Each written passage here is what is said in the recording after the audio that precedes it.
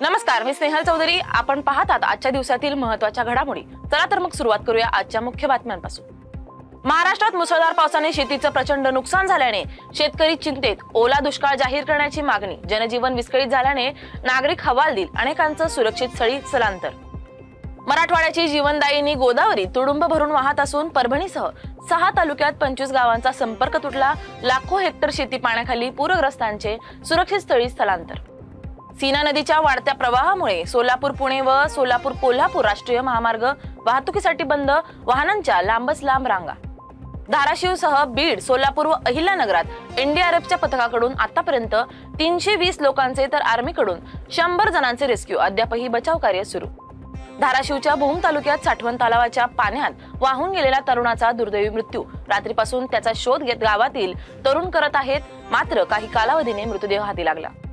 सोलापूर जिल्ह्यातील अतिवृष्टीत सीना नदीच्या पुरामुळे शेतीचं आणि घरांचं मोठं नुकसान. उपमुख्यमंत्री अजित पवारांचा करमाळा तालुक्यात पूर परिस्थितीची पाहणी. दौऱ्यादरम्यान शेतकऱ्यांच्या व्यथा ऐकल्या. हवामान विभागाकडून विदर्भ, कोकण आणि मराठवाड्यात मुसळधार पावसाचा इशारा. आठवड्याच्या अखेरीस पावसाचा जोर वाढण्याची शक्यता. प्रशासनाचे सतर्क राहण्याचे आवाहन. धाराशिवमधील पूर परिस्थिती अत्यंत भयावह. अनेक संसार आणि शेती उद्ध्वस्त झाल्याने नागरिक चिंतेत. परंडा येथील उपमुख्यमंत्री एकनाथ शिंदे आज पाहणी करणार असून त्यांच्यासोबत पालकमंत्री देखील उपस्थित. भुसावळ तालुक्यात वरणगाव परिसरात ढगफुटी सदृश पावसामुळे भोगावती नदीला पूर. दुकानांमध्ये पाणी शिरले. लाखो रुपयांचे नुकसान.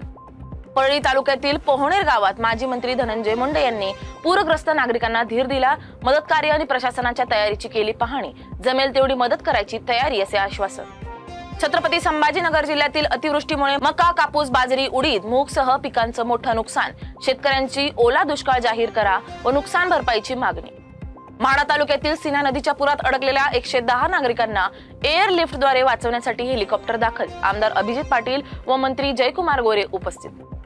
धाराशिवमधील परंडा तालुक्यात वागे गव्हाण येथे एनडीआरएफच्या मदतीने 20 लोकांचे रेस्क्यू कार्य सुरू. पूरग्रस्तांचे सुरक्षित स्थळी स्थलांतर. मुख्यमंत्री देवेंद्र फडणवीस यांनी पूरग्रस्त भागात 17 एनडीआरएफ आणि एसडीआरएफच्या तुकड्या तैनात करून मोठ्या प्रमाणावर बचाव कार्य सुरू केले असल्याचं सांगत शेतकऱ्यांना त्वरित नुकसान भरपाईचे आश्वासन दिले. राज्यातील मुसळधार पावसात 24 तासात 6 जणांचा बळी, तर लष्कर आणि एनडीआरएफच्या मदतीने 4000हून अधिक नागरिकांचं सुरक्षित स्थळी स्थलांतर करून बचाव कार्य वेगानं सुरू.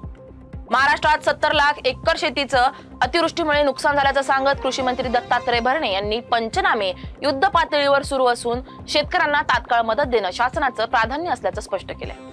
अतिवृष्टीग्रस्त भागाचा दौरा करताना उपमुख्यमंत्री पवार यांची शेतकऱ्यांच्या पाठीशी असल्याचं आश्वासन. पंचनाम्यासाठी ड्रोनचा वापर करून 65 मिलीमीटर पावसाची अट न ठेवता मदत करण्याची घोषणा. जळगाव जिल्ह्यात ऑगस्ट महिन्यातील अतिवृष्टी व वादळी वाऱ्यामुळे नुकसानग्रस्त शेतकऱ्यांसाठी 9.86 कोटी रुपयांची मदत जाहीर. तामसवाडी बोरी धरणाचे जळगाव पारोळा तालुक्यातील सर्व 14 दरवाजे उघडले. धरणातून 12,642 क्युसेक पाण्याचा विसर्ग सुरू. नदीकाठच्या गावांना सतर्कतेचा इशारा.